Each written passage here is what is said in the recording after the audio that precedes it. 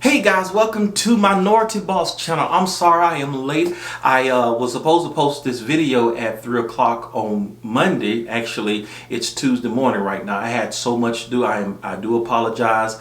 Had a lot of irons in the fire, but I'm here right now and we're going to talk about it. Let's talk about dealing with politics as a minority. Yes, I want to talk about that real briefly. Hopefully it will help you. If you have any questions or comments, please feel free to comment in the comment section. Working Workplace politics is like it's a behavior in human interaction involving power. So you see people in the workplace. Some people would call it kissing up or brown nosing. This is one way of looking at it, when one person is always talking around somebody in senior management, maybe to get rank or maybe to get a promotion, and they playing the politic game, maybe going along with that person and agreeing with them and fighting in windmill form. You can look at it like that, and I've seen that in the workplace. Also, as a minority, I most of my career was in a predominantly white workplace. And again, I'm not racist. I'm just sharing my experience. So when I first started out, someone told me that I should play the politic game in order to make it. I should will and deal and develop this savvy and act a certain way. And I tried that. I tried that for the longest, and I don't think it got me very, very far because it wasn't natural to me. And I think people can sense when something is not natural.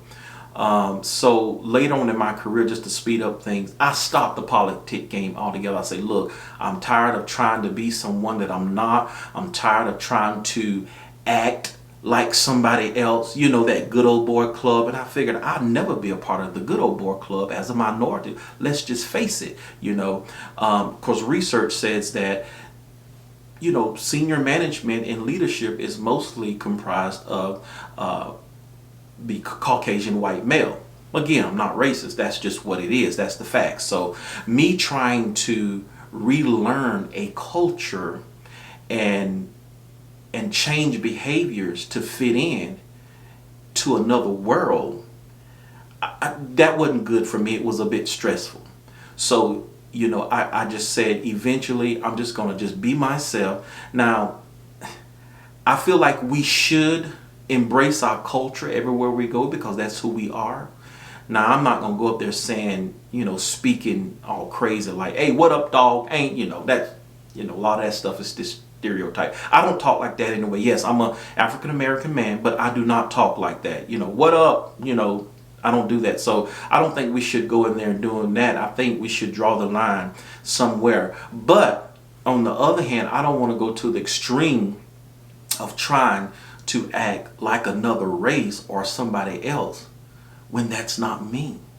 And I was doing that when I first started out because I thought you had to make it like that. But eventually, again, y'all, look, you start out in the corporate world, you don't know these things. You're doing what you think you need to do, right? But as you get older, like I've been at my company for 18 years, so I don't even try to do that anymore. I'm just me, I'm myself, and I'm comfortable with who I am now. And everybody around me who knows me has become comfortable with who I am. Either people are going to like you or they're not. And I refuse not to play the politic game. Now, when you first come in, if you're coming out of college, you go in the corporate world, maybe you might play the game, I don't know, to try to fit in or to try to get acceptance. I know there's a lot of work, there's a lot of grind, there's a lot of rigor you have to do when you first get into the corporate world because you're being judged and you're being perceived and you really have to prove yourself. And I think that's all part of it. But as you stay in it for a while, those things don't concern you anymore. When I just became settled in who I was, that's when the promotions came. That's when the raises came because I was comfortable in who I was. I wasn't stressed out and wasn't concerned about trying to be somebody else, right? So, it works for me right now. And as a minority, they tell you to learn to play the game. So it's like relearning all the rules.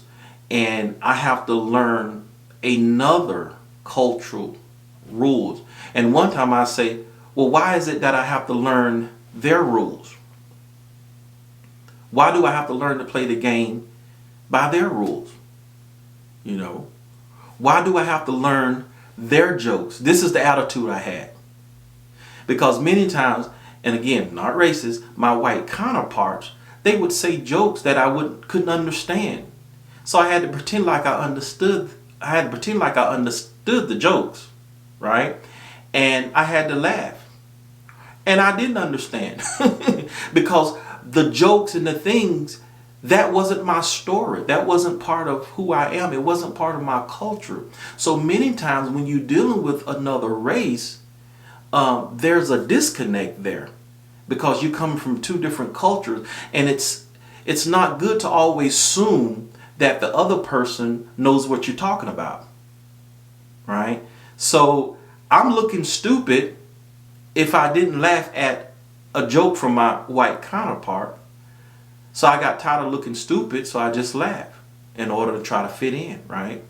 But later on, now I'm like, well, I don't know that. I don't know anything about that. I can say that adamantly now because, again, I'm comfortable in where I am right now. I don't fear anything now. I'm not trying to prove myself. I know my job. I've been in the corporate world for a while now. So, now I'm like, I don't know what that is. I don't know anything about that. But before, I didn't say that.